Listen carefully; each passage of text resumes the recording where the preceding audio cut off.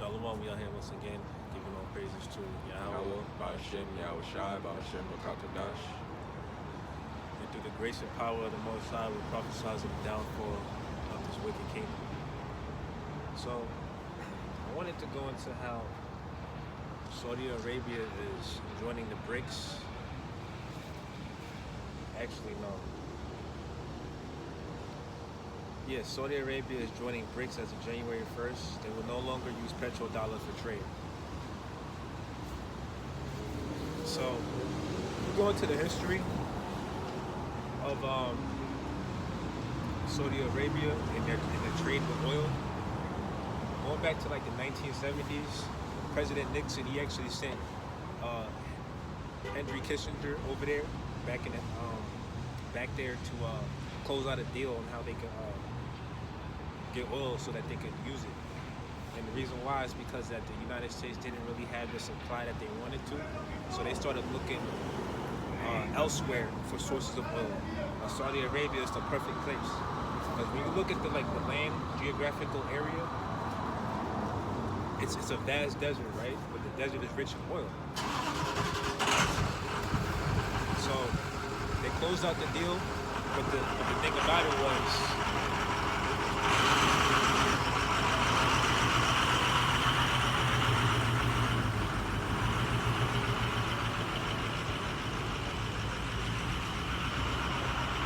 they closed out the deal in exchange for the United States defending Saudi Arabia.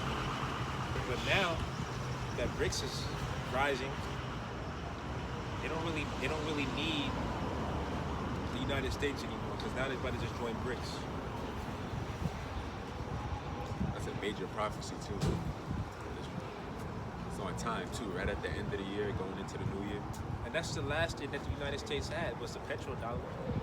Once the petrodollar is no longer, which is effective in January 1st, then you're going to see the decline of the U.S. as far as being a power. That's, like I said, that was the last thing that the U.S. had. So we're witnessing the downfall of the empire. And that's how they was able to throw their weight around with these other countries, because you had to exchange your currency for the U.S. dollar. Yeah, and then now that this is the case, we're probably going to see hyperinflation ensue, because what's really backing the dollar? It's not gold, and then the last thing that's standing is the military. So you're going to see the value of the dollar decrease.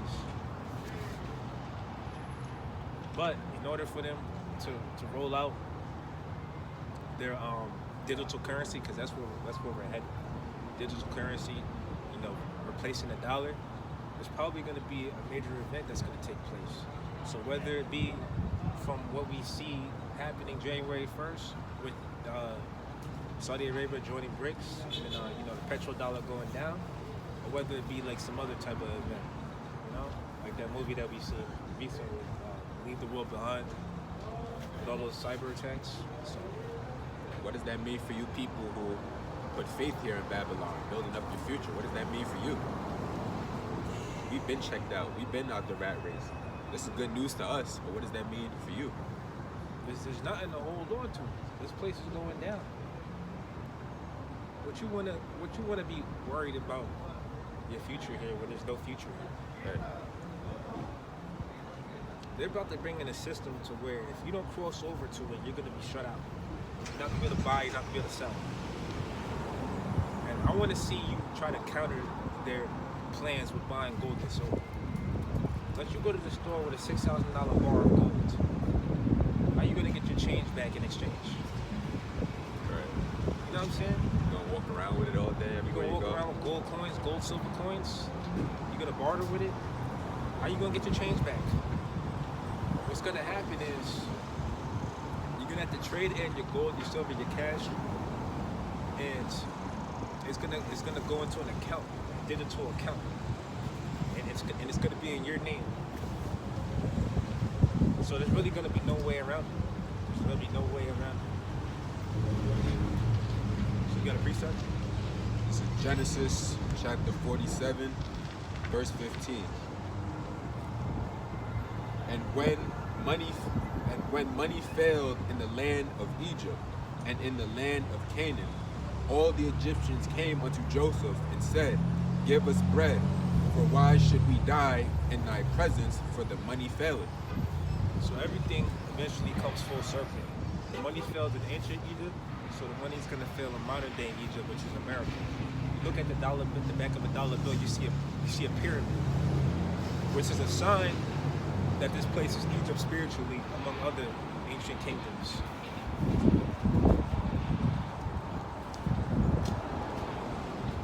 Matter of fact, when you think about the ancient Roman Empire, how did that empire fall?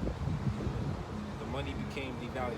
Yeah. They couldn't pay off their military, and then look how it is now. America is looking to expand its military into other countries, but they don't really have the might. They don't have the bodies for it. A lot of people now, man, they really only join the military for a check. So it's not like anybody's joining the military with the intent of like, all right, I'm gonna go defend America, I'm gonna go off the war. They don't really want to do that.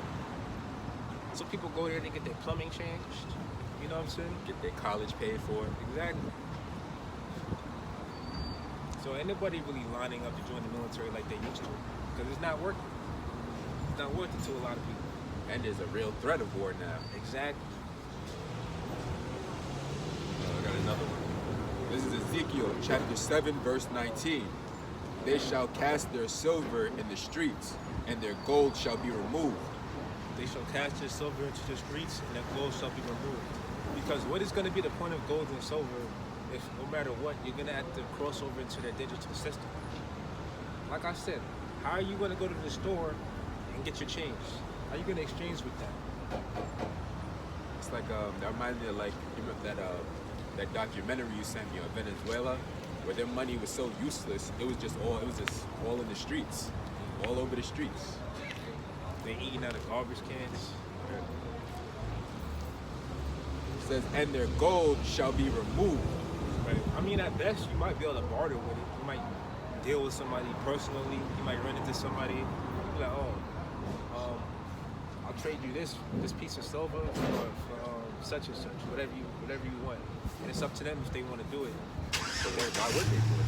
It's like, what are they gonna do with it? You can't do nothing with it. Why should I? What am I gonna do with it? I mean, they'll probably be able to trade it in to the digital wallet if they're in the system. I see what you're saying. Yeah, right. If they got the chip. It says their silver and their gold shall not be able to deliver them in the day of the wrath of the Lord. Yeah, because I'm seeing and hearing about so many people talking about investing in gold, investing in silver. But how is that going to save you? When the Most High is in control of everything. When times really get rough, even worse than what they are now, it's going to be best that you put your trust and faith in the Most High. Because that's how you're going to get your protection. Nothing else. It's not going to be your money, your gold that's going to save you. Doomsday bunkers. Yeah. It says they shall not satisfy their souls, neither fill their mouths, because it is the stumbling block of their iniquity. Stumbling block of their iniquity. That's it. So you're not going to make it. If it's not in the cards for you to make it, don't expect your riches to deliver you. That's the point.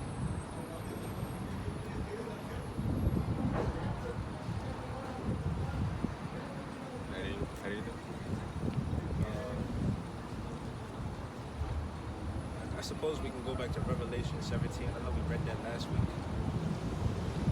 Revelation 17 and 14. This since you said that. This is Proverbs chapter.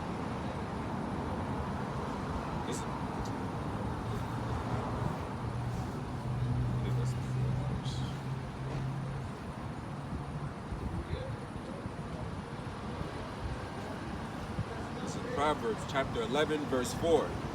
Riches profit not in the day of wrath, but righteousness delivereth from death. So that's clear.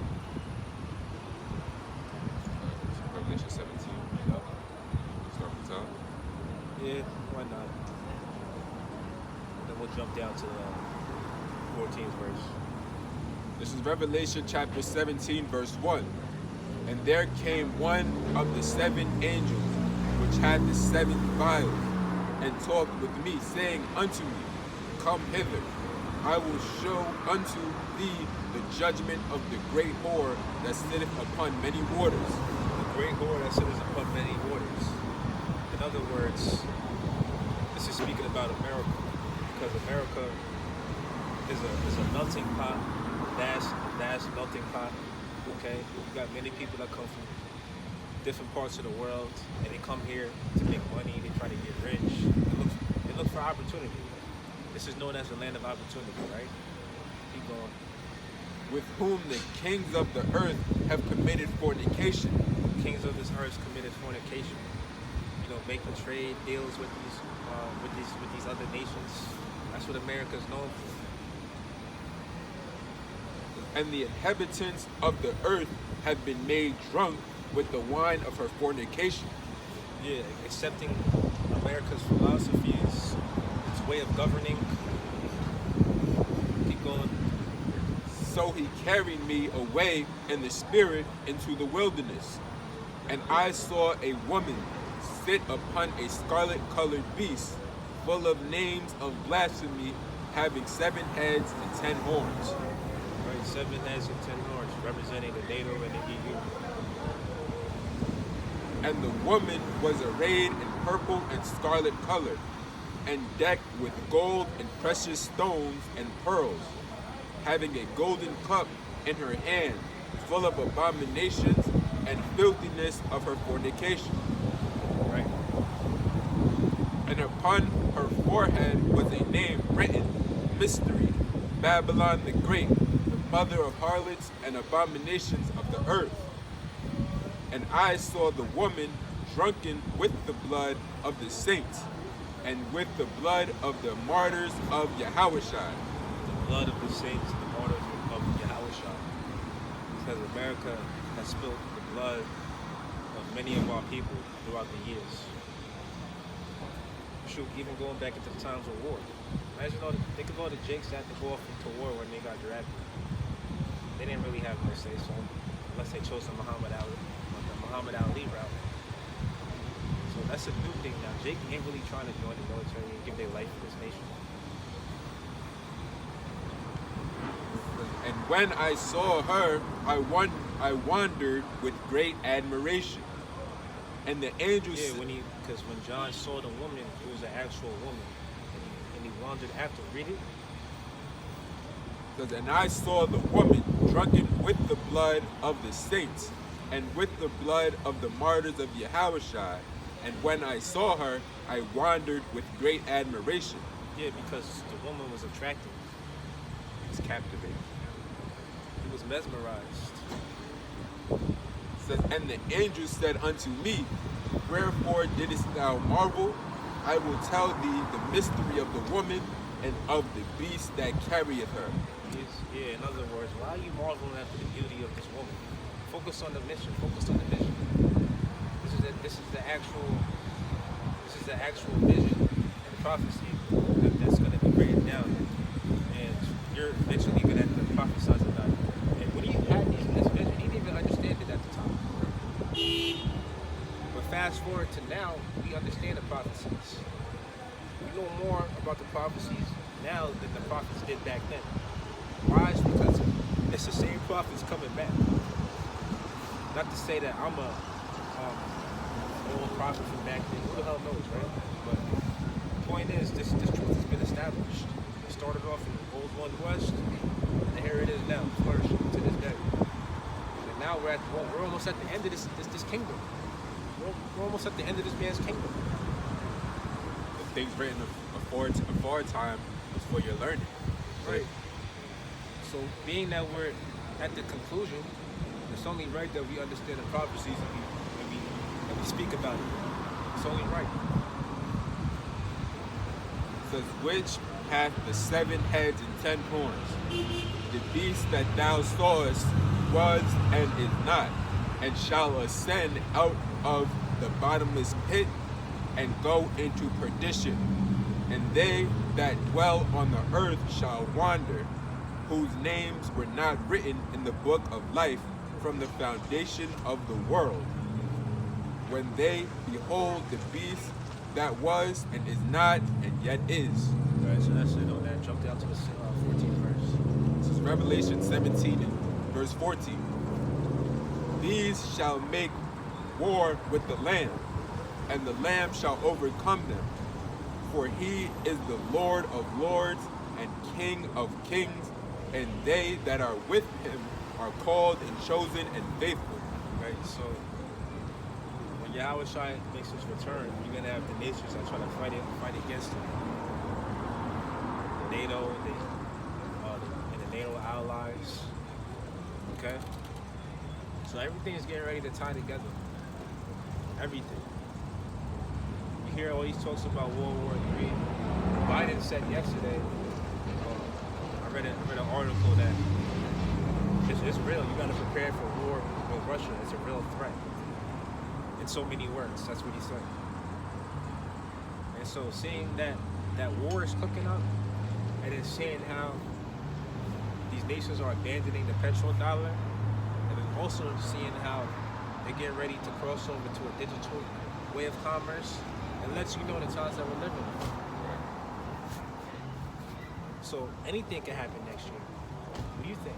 Yeah, like, what's it called? I was watching the possibly, I forgot his name, but in the title, it said 2024 could be the year that shit hits the fan. And it looks imminent, honestly. Yeah, because all the stars are aligning. This is real. Said. This is real. Yeah. What do you think's gonna happen when the petrodollar goes down? That's like the first domino right there, you know what I'm saying? That means these nations, they're not gonna be trading with the US dollar anymore when it comes to oil. Right. I think they're gonna cross over to Russian rubles, something like that. It's gonna be whatever currency that they want to use, but it's definitely not gonna be the US dollar. So that was the last advantage that this country had, man. That was the last thing.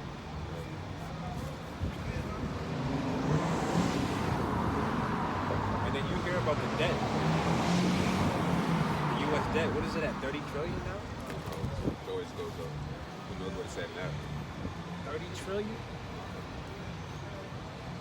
So when these nations stop using the US dollar to trade, then I could imagine that inflation is just gonna get worse and worse. Like I said, you think it's bad now?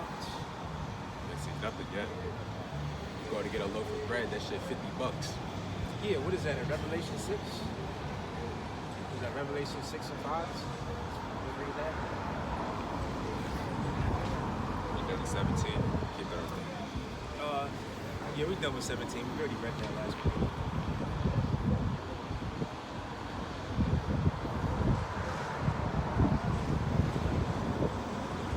Revelation chapter 6, verse 5. And when he had opened the third seal, I heard the third beast say, Come and see. And I beheld, and lo, a black horse, and he that... Wait. We might as well start from the top. This is Revelation chapter 6, verse 1. And I saw when the Lamb opened one of the seals, and I heard as it were the noise of thunder. One of the seals of destruction. One of the four beasts saying, Come and see. And I saw, and behold, a white horse, and he that sat on him had a bow, and a crown was given unto him. And he went forth, conquering and to conquer. So this is a vision that's a representation of Yahweh Shai. And when he had opened the second seal, I heard the second beast say, Come and see. And there went out another horse that was red, and power was given to him that sat thereon to take peace from the earth. So the red horse represents Esau. Because who hasn't taken peace from the earth? I mean, or should I say, who has taken peace from the earth like Esau? And a horse represents power. And who has the power on the earth, especially here in Babylon the Great? Esau Edom. Yeah, I mean, He is red. going to the mechanics of a car. The engine is powered by what? Horsepower. It's also got torque. So the power. So the power. Well, the horse represents power. Because then there went out another horse that was red, and power was given to him that sat thereon to take peace from the earth, and that they should kill one another, and there was given unto him a great sword. Right. America, and also Esau. Esau's counterparts have gone to war with various nations, pillaged, robbed countries of their resources, things of that sort, all throughout history. And when he had opened the third seal, I heard the third beast say, Come and see. And I beheld, and lo, a black horse, and he that sat on him had a pair of balances in his hand. Black horse represents death. And I heard a voice in the midst of the four beasts say, Actually, it represents famine. A measure of wheat for a penny, and 3 measures of barley for a penny. And see thou hurt not the oil and the wine. And when he had opened the fourth seal, Read that part again. and I heard a voice in the midst of the four beasts say, A measure of wheat for a penny, and 3 measures of barley for a penny. Right. So in other words, it's gonna get so bad that you're gonna have to pay an astronomical amount of money than what you normally would for the price of food. That same grocery list you go to get every week, that price is going, I can't even say double. It might even more than double. Yeah, I mean, if you tallied, took notes on what your grocery run was, let's say back in 2019, compared to how it is now, it went up a certain amount of percentage. It didn't stay the same.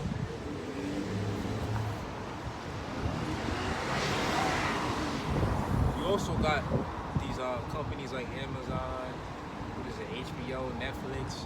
They're going up on the price of the subscriptions every month, but what are you getting? You're getting the same service. So that price ain't ever gonna go down. They're not gonna be like, all right, let's give y'all a break. We went up $3.99. Let's take it back. We'll go back to the other price. They're not gonna do that. Because inflation is hitting everybody, not only just the people, but the companies as well. But the companies, they're putting the burden off on the people. They're gonna make them pay the upcharge, not the company. And they also want to break the people. They want to break the people financially and mentally.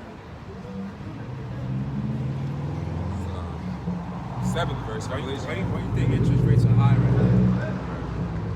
It's all a part of their elaborate scheme. They want to make it to where it really doesn't even make much sense to own anything. You're just gonna rent it out. You know what I'm saying? And they're still gonna get rich in the process of breaking you. So it's a win-win for them. Revelation 6, verse 7. And when he had opened the fourth seal, I heard the voice of the fourth beast say, Come and see. And I looked, and behold, a pale horse, and his name that sat on him was Death, and he and hell followed with him. And power was given unto them over the fourth part of the earth, to kill with sword, and with hunger, and with death, and with the beasts of the earth. And when he had opened the fifth seal, I saw under the altar the souls of them that were slain for the word of the Most High. Souls of them that were slain for the word of the Most High.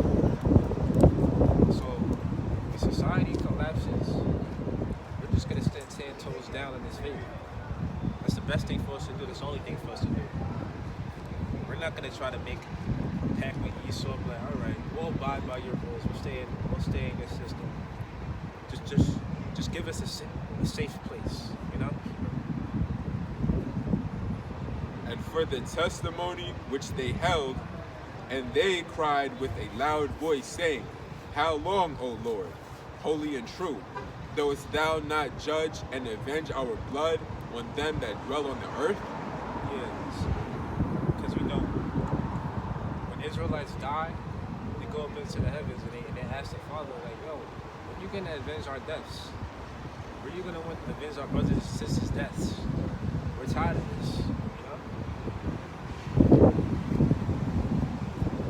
It says, and white robes were given unto every one of them, and it was said unto them that they should rest yet for a little season until their fellow servants also and their brethren that should be killed as they were should be fulfilled. Yeah, because when you die, you're at rest. So it's like, just look at it like you're out of your physical body and you don't have to suffer anymore on the earth.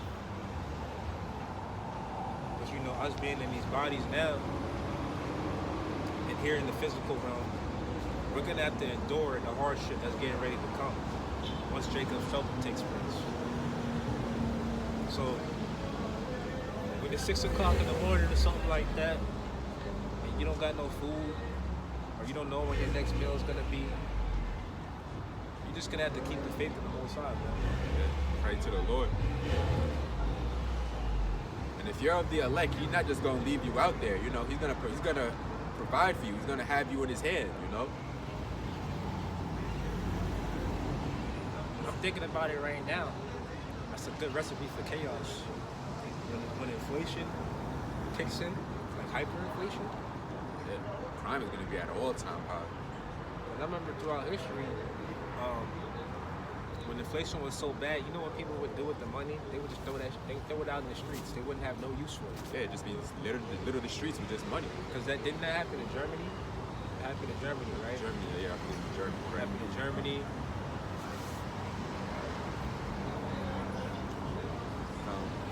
It's Revelation 6 and 12. It says, And I beheld when he had opened the sixth seal, and lo, there was a great earthquake, and the sun became black as sackcloth of hair, and the moon became as blood. Yeah, and this is talking about when the missiles drop. Because when the missiles drop, it's gonna be so big. For one, and for two, it's gonna be an impact on the earth, causing earthquakes in diverse places, tsunamis, and then it said that the sun would be black as sackcloth, right? Because the smoke from the missiles and the fire is gonna be blotting out the sky, pretty much, a lot of the sky. And then it said that the sun would be, not the sun, the moon would be turned red. It would be a blood moon. So that's gonna be a sign. The sign of our blood being avenged, our bloodshed. It says, And the stars of heaven fell unto the earth, even as a fig tree casteth her untimely figs when she is shaken out of a mighty wind. Right, when the missiles drop. And the heaven departed as a scroll when it is rolled together, and every mountain and island were moved out of their places. It's like what's that called? You know when there's like an earthquake or something and a piece of land breaks off from it? That's Pangea, right? I believe that's what it's called. How'd you know that? Because Pangea, they say that's an actual landmass to where all the continents were connected, right?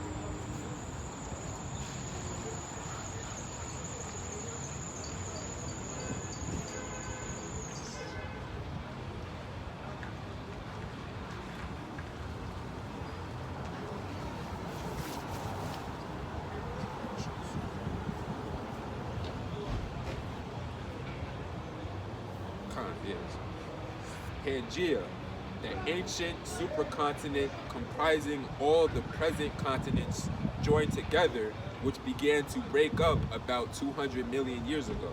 We're still wrong on that. Yeah, they're The Earth is not no damn 200 200 million years old. Yeah. It's really no older than like 2,000? no, like 15,000 years. It's no older than that. Cause what? Cause you go back to this Genesis. Was it 1 day is 1,000 years to the Lord, right? Right. So what? 1 day went by, 2 days went by, 3 days went by. That's 3,000 years right there. So keep counting, keep going. It's not no damn 200 million years old. It's no older than like 10,000 and 15,000 years. There's a scripture in Second Ezra that goes into that. Actually.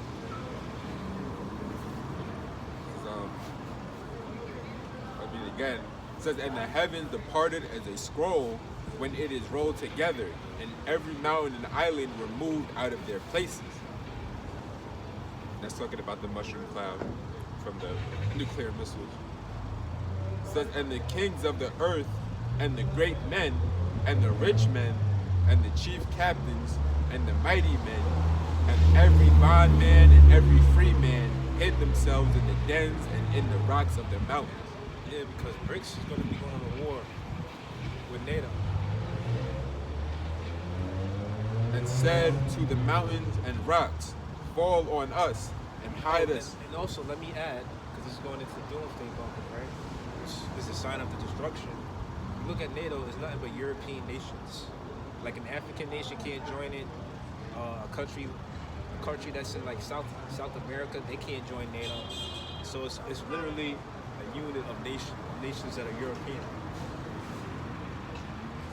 So that's why BRICS is formed. They're like, all right, we're gonna counter that.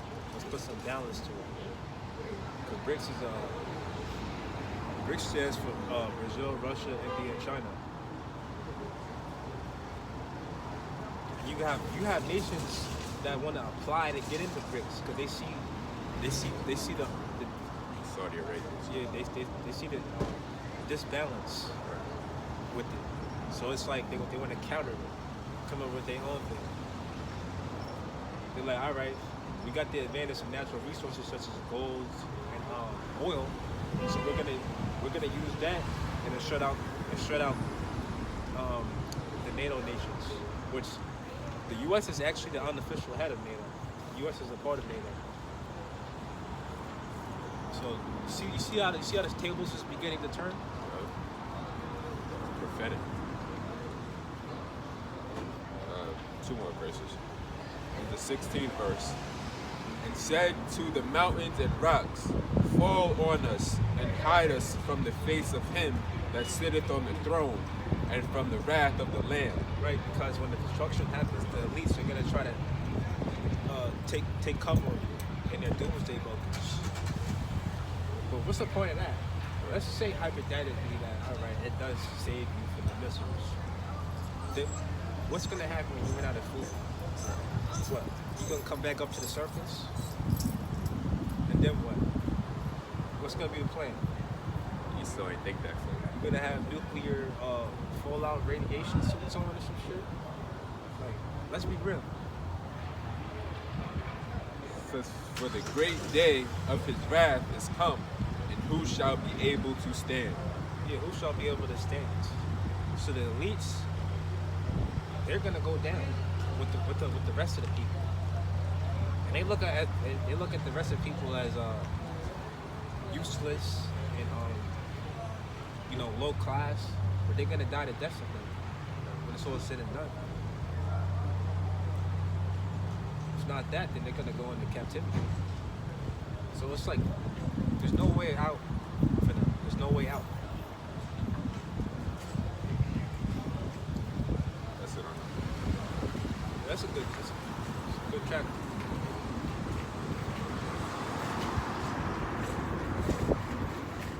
I got some. It's freezing.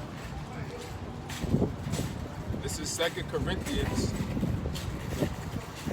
We'll start at the first verse. This is 2 Corinthians chapter 10, verse 1. Now I, Paul, myself beseech you by the meekness and gentleness of Yahushua, who in presence am base among you, but being absent and bold toward you. But I beseech you that I may not be bold when I am present with that confidence, wherewith I think to be bold against some, which think of us as if we walked according to the flesh. For though we walk in the flesh, we do not war after the flesh. This is the point. It says, for the weapons of our warfare are not carnal, but mighty through the Most High to the pulling down of strongholds. And that's what we're out here doing, calling out Esau Edom for all the wickedness that he's done here on the earth, especially among our people, and the things that we continually go through till this day. Not only that, we're warning the people of what's going to happen. And then that was a scripture I was looking up earlier. Then I went to go look up the definition of strongholds, which is pretty self-explanatory, but sometimes you want to get that. It says a fortified place, a place of security or survival, a place dominated by a particular group or marked by a particular characteristic. That's Esau Edom. It says casting down imaginations and every high thing that exalted itself against the knowledge of the Most High, and bringing into captivity every thought to be obedience of Yahushua. So when you take a look at society, it tries to demean the knowledge and wisdom of God, right? They try to say that the Bible is written by man. So people try to argue that. People also botch the scriptures. They don't break them down correctly. That's what the Christian church is notorious for. And so it's really hard to get on the straight path to the truth in this world, because you have so many negative influences that try to knock you off your pivot. Right. That's why it's important, to walk in the spirit and not in the flesh. Right. So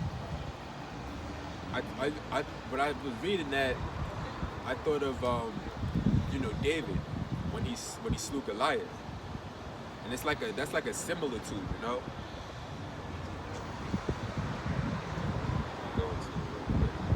start at the 31st verse, the chapter. This is 1 Samuel 17 and 31. Put in the NLT. 1 Samuel 17 and 31 in the NLT said that David's question was reported to King Saul, and the king sent for him. Don't worry about the Philistine, David told Saul. I'll go to fight him. Don't be ridiculous, Saul replied. There's no way you can fight this Philistine and possibly win. You're only a boy, and he's been a man of war since his youth. And when you go actually read like from the beginning, it's because Jesse, he had 4 sons, and David was the youngest of the sons. So he was looked at as, he's just a boy, like he's weak. So you would automatically think it would be one of the older brothers, but it wasn't. It was King Saul that was chosen. It was King David that was chosen. Just lets you know that the Most High chooses who he wants to choose. Right. Again, the flesh. You gotta use the spirit, not the flesh. And that's a representation of us as a nation. We're considered the underdogs. Right. The meek shall inherit the earth. Yeah, the scriptures also say that the first shall be last, and the last shall be first. Right. See, that's how you really align the scriptures, This is the 34th verse. It says, but David persisted. I have been taking care of my father's sheep and goats. He said, when a lion or a bear comes to steal a lamb from the flock, I go after it with a club and rescue the lamb from its mouth. If the animal turns on me, I catch it by the jaw and club it to death. See, David, he was fighting bears and lions. He wasn't afraid of Goliath. It says, I have done this to both lions and bears, and I'll do it to this pagan Philistine. 2, for he has defied the armies of the living power. The Lord who rescued me from the claws of the lion and the bear will rescue me from the Philistine. Saul finally consented. All right, go ahead, he said, and may the Lord be with you. May the Lord be with you. Then Saul gave David his own armor, a bronze helmet and a coat of mail. And mail is like it's just like armor. That's all it is. It's armor. But David put it on, strapped the sword over it, and took a step or two to see what it was like, for he had never worn such thing before. I can't go in these, he protested to Saul. I'm not used to them. So David took them off again. He picked up 5 smooth stones from a stream and put them into his shepherd's bag. Then, armed only with his shepherd's staff and sling, he started across the valley to fight the Philistine. Goliath walked out toward David with his shield bearer ahead of him, sneering in contempt at this ruddy-faced boy. Am I a dog? He roared. Wait, they say ruddy. They trying to spell. Oh, see? It's the Edomite. They ruddy. It's the Edomite. That's not what that means. It doesn't mean that he was a Edomite. I mean, yeah, you might be able to say, maybe he was light skinned, you know? Because you know, you see a light skinned Jake, you can call him red. Like Malcolm X. Yeah, like Malcolm X, or Red Fox. Says, am I a dog? He roared to David, that you come at me with a stick? And he cursed David by the names of his God. See, Goliath, he was proud. That big hammer. He says, come over here, and I'll give your flesh to the birds and wild animals, Goliath yelled. David replied to the Philistine, you come to me with sword, spear, and javelin, but I come to you in the name of the Lord of heaven's armies, the God of the armies of Israel, whom you have defiled. Right, so if the Most High is with you, then you're going to prevail. It says, today the Lord will conquer you, and I will kill you and cut off your head, and then I will give the dead bodies of your men to the birds and wild animals, and the whole world will know that there is a God in Israel. Right, because having God over you, that watches over you, is far better than having your weapons, your carnal weapons, whatever your skill set may be, you know? It's far better. Right. Shoot, when we get the power, when we get spiritual power, ain't nobody gonna be able to mess with us. And that's why David, he was so emboldened, because he knew he had the Spirit of the Lord with him. He didn't have to fear. So, This is just a shadow of what we're gonna be able to see and do in the future, man. so a couple more verses. It says, and everyone assembled here will know that the Lord rescues his people, but not with sword and spear. This is the Lord's battle, and he will give you to us. Right, he's gonna rescue you, and not gonna be rescued by just sword and spear, right? As Goliath moved closer to attack, David quickly ran out to meet him, reaching into his shepherd's bag and taking out a stone. He hurled it with his sling and hit the Philistine in the forehead. The stone sank in, and Goliath stumbled and fell face down on the ground. So David triumphed over the Philistine with only a sling and a stone, for he had no sword. Then David ran over and pulled Goliath's sword from its sheath David used it to kill him and cut off his head. When the Philistines saw that their champion was dead, they turned and ran. That's how you know he was on the right side of the power, You know? the right side of the Most High. Because how did he do that with a slingshot, with a rock? You know? He was bold because he knew he had the spirit. This is let's sit on that now. Now to go, I want to go. Let's read Ezekiel 33 real quick. Ezekiel 33 and 33.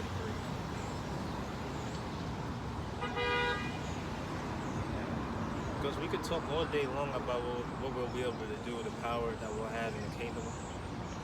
But right now, our role is to prophesy. This is Ezekiel 33 and 33.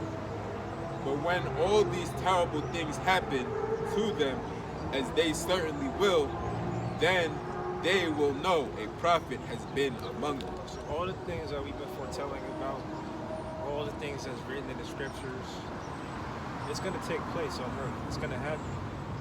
And when it does, we're going to be out of here. We're just going to be dispersed, elsewhere. We're going to disappear. We're not going to be out here prophesizing no more. You think we're going to be out here in Jacob's trouble on the streets? The cold. When they throwing people in jail, or when they beheading people, you think we're going to be out here still preaching? We're not going to be able to do that. Right. So then that's when the people's going to be like, oh, them guys was right. The Israelites was speaking the truth then. By then it's going to be too late. That was it on that. This is Isaiah 59 and verse 17. For he put on righteousness as a breastplate and an helmet of salvation upon his head. And he put on the garments of vengeance for clothing and was clad with zeal as a cloak. And that could be applied to David. Like David, he had the armor. He was like, nah, I'm not used to this. I don't need it. Because he had the breastplate of righteousness and the helmet of salvation. And that's the spirit that you got to be in. For the weapons of our warfare are carnal. That sounds like something Jake would do. If something's uncomfortable to them, they're not used to it, they're not going to rock with it. They're not going to wear it. Like, nah, I don't need it. I got the Most High anyway. It's holding me back. So that's the level of confidence that we're going to have someday. The kingdom. This is Ephesians chapter 6, verse 14. It says, stand therefore, having your loins girt about with truth, and having on the breastplate of righteousness. I put on the armor, because you're going to need it, especially these last days. Not just like literal armor. It's not talking about that. It's talking about the armor of faith. 1 Thessalonians chapter 5, verse 8. But let us who are of the day be sober, putting on the breastplate of faith and love, and for an helmet the hope of salvation. How you doing? That's it on that.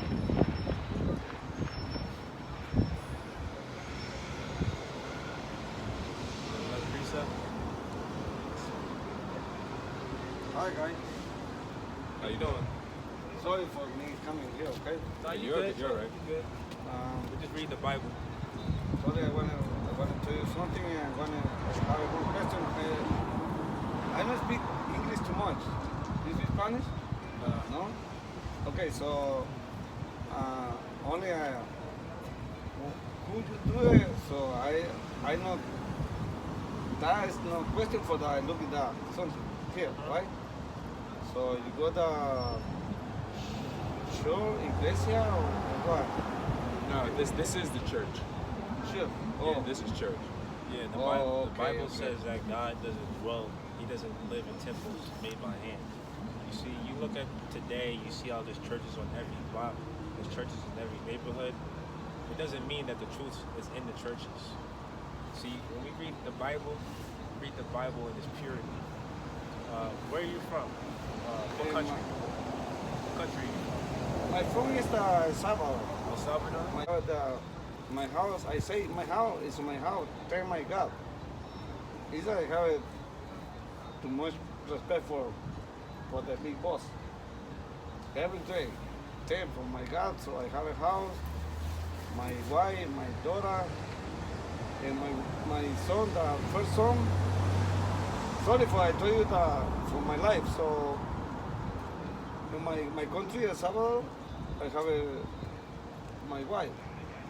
For a long time, I passed something, so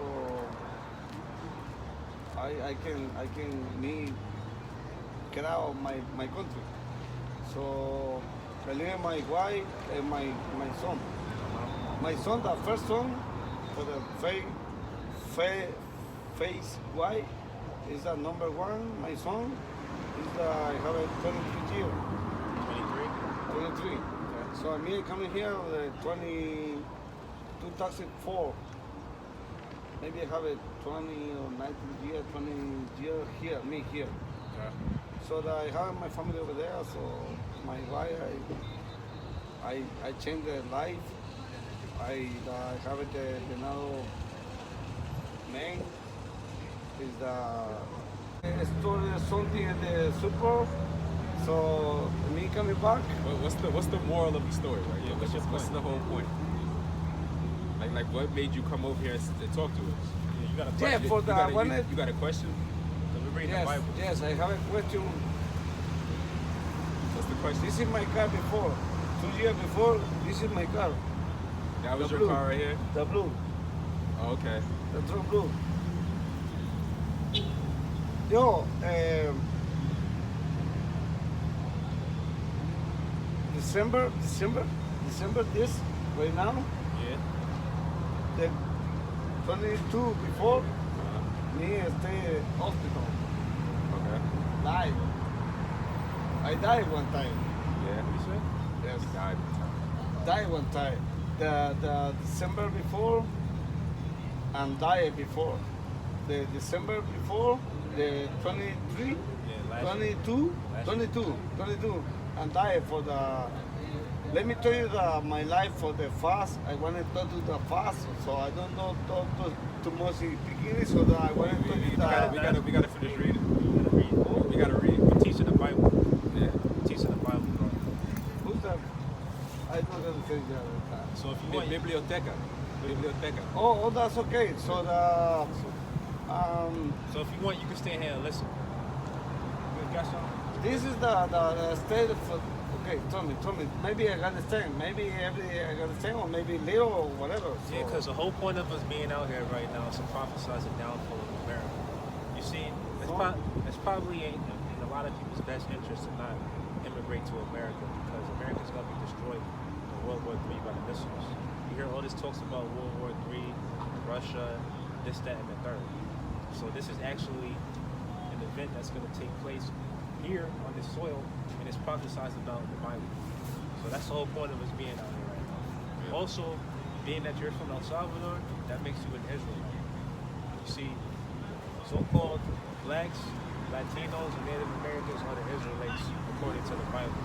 We're the same people that Moses had to deliver from Egypt, ancient Egypt, thousands of years ago. We're the same people. So there's going to be another Exodus, a second Exodus, to where the Most High God is going to have to deliver us from the destruction. That's where we're going to need salvation from. Because this place is going to be destroyed in World War III. That's my point. You got something? Thank you. Time for you told me that. Yeah. I mean, we don't want to disrespect you, but we don't have time to stand and listen to your okay. life story. That's okay. We all got problems. I know that there was somebody, so there's somebody I want it, or I But have this it, is or the I most important want it. information that you can obtain right here. No. You got So, This is Matthew chapter 5. I'll start at verse 1. so this is It's- the. And seeing the multitudes, he went up into the mountain, and when he was sat, his disciples came unto him. And he opened his mouth and taught them, saying, Blessed are the poor in spirit, for there is the kingdom of heaven. Yeah, blessed is the poor in spirit. So you would consider yourself poor. I would even consider myself poor. But we're rich in spirit. You see, even though we go through our hardships in life, we still keep the faith. We still believe in a higher power, right? So we know that this suffering that we're going through right now is temporary, and we're going to inherit the kingdom of heaven in the future. Blessed are they that mourn, for they shall be comforted. Blessed Keep on. Blessed are the meek, for they shall inherit the earth. Blessed are they which do hunger and thirst after righteousness, for they shall be filled. Blessed are the merciful, for they shall obtain mercy. Blessed are the pure in heart, for they shall see the Most High. Blessed are the peacemakers, for they shall be called the children of the Most High.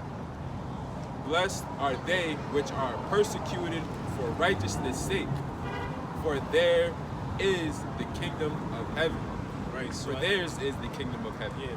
So ultimately, we're going to inherit the kingdom of heaven. So we can't be fazed by all the hardship that we're going through right now. Because when it's all said and done, we're blessed. Estoy aquí en la calle, estoy aquí, ya compré comida, ando en mi bolso con comida. Two more. Necesitas. It says, blessed are ye when men shall revile you and persecute you, and shall say all manner of evil against you falsely for my sake. Rejoice and be exceedingly glad, for great is your reward in heaven. For so persecuted they the prophets which were before you. Yeah. So even the old prophets, they were persecuted. So it's going to be the same thing today. We're going to get persecuted. People look down upon us. People question why we're out here. You know? They look at us, they be like, oh, they don't know nothing. What do they know? And then Esau, he's going to get frisky. He's going to come down, like the scriptures say, the devil's going to come down with great wrath because he knows that he has but a short time. He's going to come down with great wrath, so much so to the point where, like I mentioned earlier, we're not even going to be out here no more teaching. So it's best now to get this knowledge while you can. You're not going to be able to look for the prophets and find the prophets. Let's get another one. Job 18:5.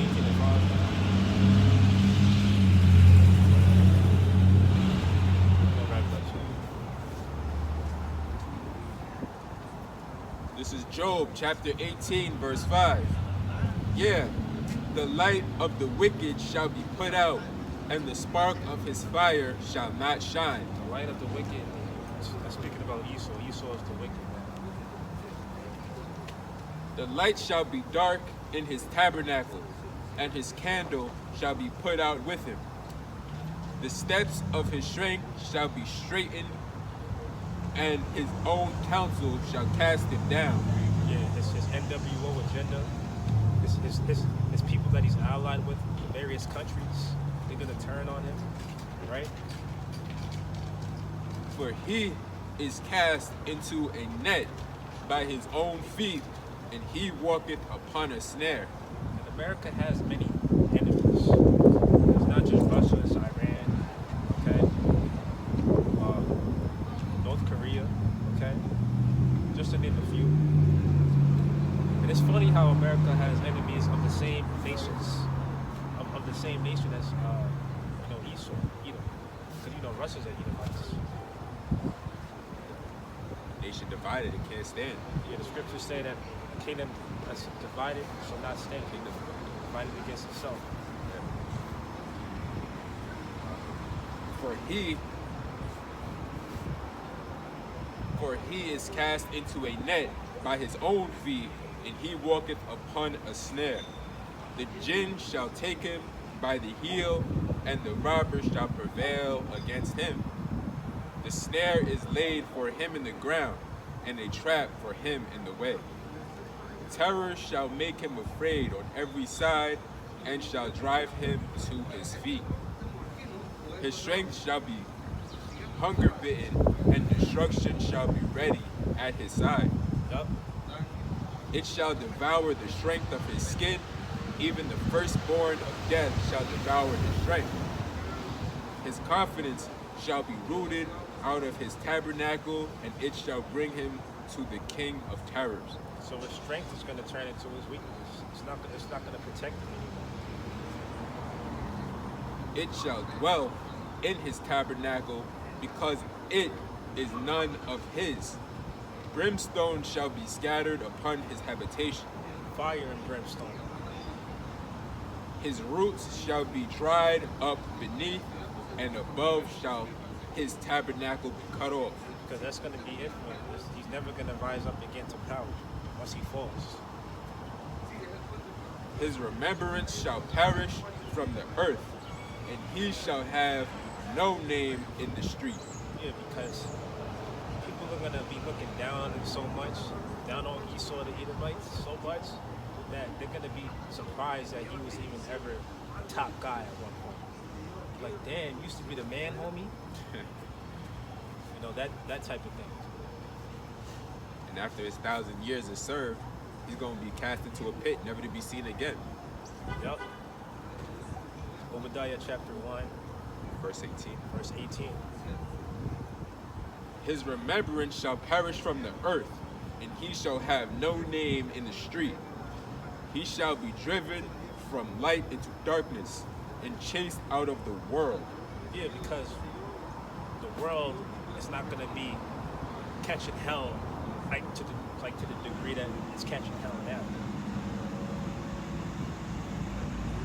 He shall neither have son nor nephew among his people, nor any remaining in his dwelling. They that come after him shall be astonished at his day, as they that were before were affrighted. Surely such are the dwellings of the wicked, and this is the place of him that knoweth not the Most High. Yep. That's it. So with that, we're going to close. Shalom. Shalom.